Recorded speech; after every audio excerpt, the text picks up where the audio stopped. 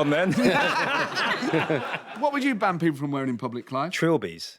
Shouting, goal! The debate has raised over the impact, ethics and future of austerity.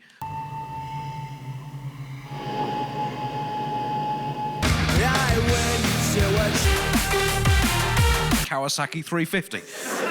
By either of these sides to be agreed unravels within all.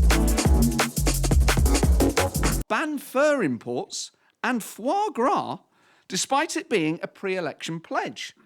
Studio audience today. Are you austerity fans or not? No. I think that does show that basically austerity winds people up, and I think that comes down to the perception that the clenched fist of austerity is not treating everyone the same. To some people, it is holding out a lollipop.